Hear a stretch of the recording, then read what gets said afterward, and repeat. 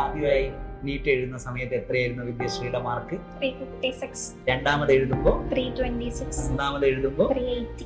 380.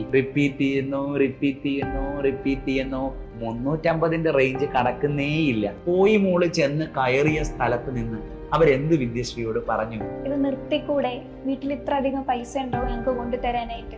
വിദ്യശ്രീയുടെ അച്ഛനും അമ്മയും ഗംഭീര അച്ഛനും അമ്മയുമാണ്. ഈ 350ന് 650 ആക്കാൻ മോക്ക് എന്തെങ്കിലും പറ്റുമോ എന്ന് നെഗറ്റീവായി ഒരിക്കൽ പോലും അവർ ചോദിച്ചിട്ടില്ല.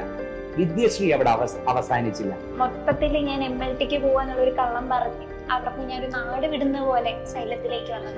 MLTക്ക് പഠിക്കുകയാണെന്ന് പറഞ്ഞാൽ അവിടെ കൊണ്ട് അവസാനിക്കില്ല അല്ലെ? ചോദ്യങ്ങൾ എവിടെ പഠിക്കുന്നു, ഏത് കോളേജിലാ, എങ്ങനെയാ, ഒരുപാട് കഷ്ടപ്പെട്ടിട്ടുണ്ട് ഈ ചോദ്യത്തിന് മുന്നിൽ നിൽക്കാനായിട്ട്. ഈ ടീമൊക്കെ കുറച്ച് ദിവസം മുന്നേ എനിക്കുണ്ടായിരുന്ന തോട്ട് ഇനിയിപ്പോ ഞാൻ പോയിട്ട് എന്ത് പറയും, എഴുതിയോ, അതൊരു സൈഡിൽ ആ ഒരു ക്വസ്റ്റ്യൻ. പിന്നെ എന്താ ക്ലാസ് കഴിഞ്ഞോ, ഇപ്പൊ എന്താ ലീവാണോ, ചോദ്യങ്ങൾക്ക് ഒരു അവസാനം തന്നെ ഉണ്ടായിട്ടില്ല. വേറെ പറഞ്ഞ മാതിരി ഒരു സ്വപ്നം ഉള്ളിലുണ്ട്, അതിന് പിന്നാലെ വല്ലാണ്ട് ഒരു ആവേശമായിട്ട് ഓടുക.